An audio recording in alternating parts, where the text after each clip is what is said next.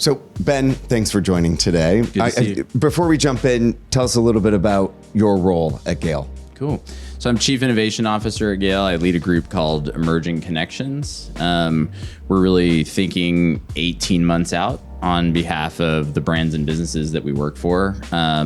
Try to get a picture of what's coming so that we can guide our clients on what to do next.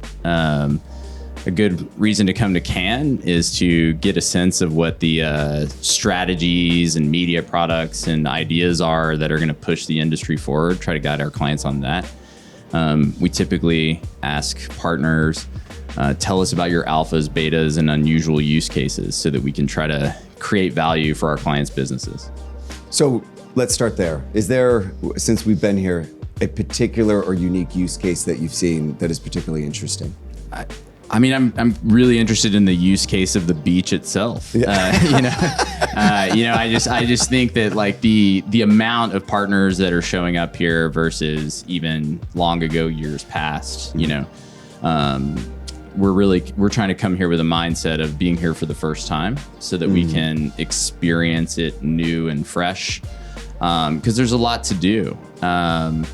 It's interesting to see groups that used to think specifically about, just DSPs, and now they're moving into, getting behind their brands and their owned and operated spaces, or, talking to even the groups and groups of measurement folks that are here. But it's really interesting to see the way that clients are coming to get inspired and interested in the work that's going on in the Palais. So we're having a great time and we're learning a lot. So one of the bigger topics that we've heard this week is about data and optimization. How does that influence or impact the creative and innovation process for you and at GALE? Is it something that enhances it, or is it actually something that prevents creativity? Data from day one at GALE has been an important part of everything that we do. It's really a first-party data analytics shop, rooted in loyalty programs, addressable marketing, things like that. So long history and comfort with it.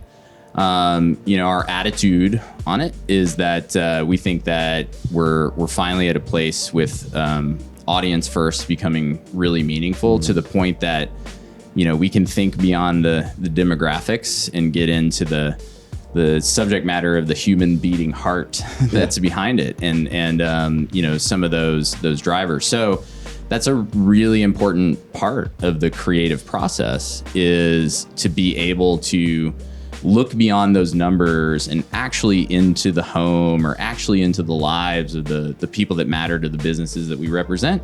And then try to find those insights and then connect the dots for clients in new ways. Does data make it easier to form that connection with the consumer you're going after? Data is a great enhancer. I think the mistake is to look at data as the output, or that I think data is directional. I think data is not the choice. Data is not the outcome. Although, we do find ourselves in a lot of conversations where we're delivering dashboards, and, there's a lot of chat of how are we doing that and, putting that together. But the key is to take action on the data, to make choices with what you do with it that benefit the brand and business that you work with, so that you help the business grow. Got it. Switching gears a little bit, but still staying in the realm of creativity. When you think about creating that human connection and creativity that goes with it, do you take a different approach to CTV than you would other channels? It's interesting. There's one conversation to be had of like CTV. It's TV. It happens on the TV. I'm a proud owner of a Samsung frame television in my home. Thank you. And just one or more than one? We're looking at a few. We should get a couple. But we only have room for one in our place. But it's a great enhancer to the overall process, because you can get a sense of like who's watching and like what's happening, and then being able to provide interactivity or ways to shop these channels, ways to like hub the family around the experience is really exciting. So We have to think very thoughtfully and intentionally about the creative that we put there. It drives change in the creative process towards the end in the way that we create assets. But we have lots of ways to do that. There's tremendous amount of volume that we have to make. But we're always trying to make sure that whatever we put in the place that we're doing it, we have the best information about the people who are receiving it, and that we try to create the best experience that's going to enhance the brand and business. And that does, to some degree, go back to that data point, right? How are you using data to enhance that human connection? But we can't have this interview without talking about AI. So in talking about that human connection, how are you all using you mentioned data, but how are we using AI to gain that deeper understanding of not only the human, but also creating that connection with the person that you want to reach? Yeah, you cannot have a conversation in Cannes without talking about AI right now. Dating back to GALE's origins and even, work that we've done in email, we've used AI for a very long time and machine learning to, make sure that we're putting the best message in place that people that will have the most resonance. So we're using AI to really drive insights so that we can understand resonance and relevance for the audience. We're also using AI in the creative process to look at what our workflow can do differently. That helps us use the time that we gain back to think about creative experiences that we put in these places. So never has there been anything that's changed so much at once or offered so much promise, but clearly there's a lot of people trying to figure out if it's just efficiency or are we also going to use it for insight, I think. And is that part of how you described your role, is looking at 18 months out? With AI, are clients asking you to predict what that 18-month forecast look like?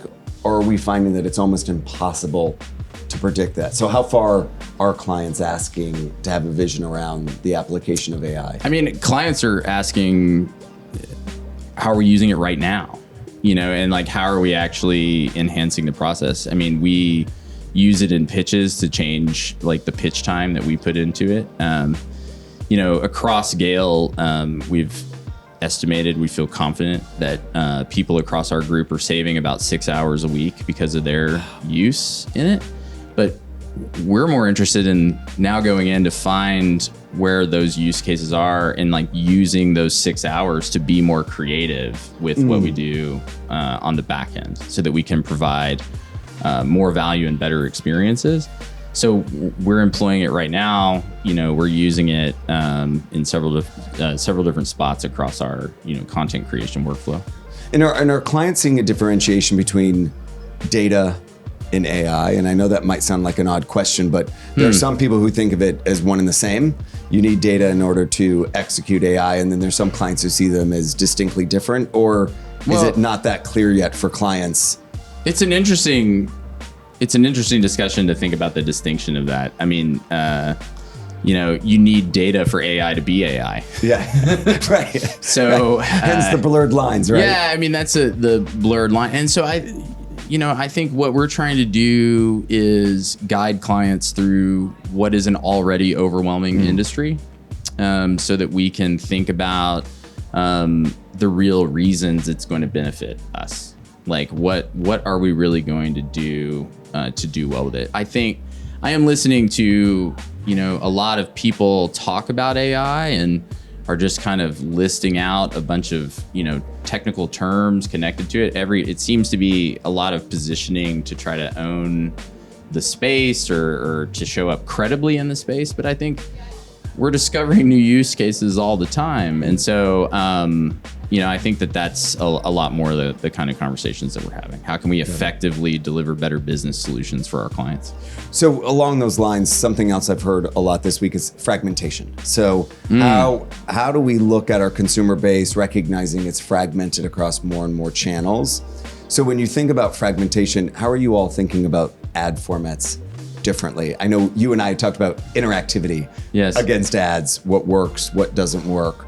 What are you leaning more into, or what are you advising your clients to lean more into? Well, if we kind of go interactivity back into the fragmentation, it's there's so much out there that provides the viewer with the ability to lean in. There's great ad units that are available to the American household to even like shop these channels and like think about what they're purchasing, what they bring into their lives to make their lives better. Fragmentation, I mean, for sure. We bring a lot of examples in our own lives. We can connect with the humans that we work with, our clients, very quickly, thinking about all the different kinds of spaces that we're in. We're here talking about some work that we've done with Don Julio clients, thinking about really creative examples that are really precisely placed, so that we can better reach people. It always helps if you're really going in there to try to provide the most relevant experience, like if the brand's really trying to serve that connection well. And relevance, quickly on relevance, that's another big term that I've heard people talk about, is how do you create more relevance? What does that mean for you or for your clients, particularly when you're trying to create that connection with the consumer? Yeah, I mean, and there's a big discussion about the measurement of relevance, like what is actually doing that, and lots of ways to think about mixing that up. I think a lot of the relevance was driven by even, we talked about attention, like grabbing people's attention and having them in place. Right, the attention economy, so to speak. And so, okay, I have their attention. What are we going to say? And what are we going to provide? Do with that? What are we going to do with that? And isn't it a better experience that, we're able to offer people things that matter to them? That is where we're going to find resonance and in the kinds of things that actually move business. And so when we mix in really creative solutions into really well-targeted pieces, we're truly putting people first. And I think that that's the key. Is the industry went through this shift of thinking brand first, and then the connections, and then how to reach the people.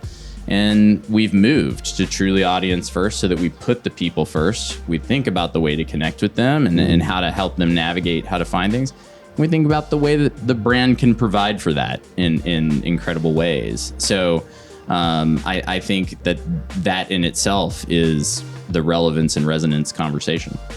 So last question. So thinking about your role 18 months out, what's the one thing you're most excited about? Like, clients aside, you personally are excited about 18 months out.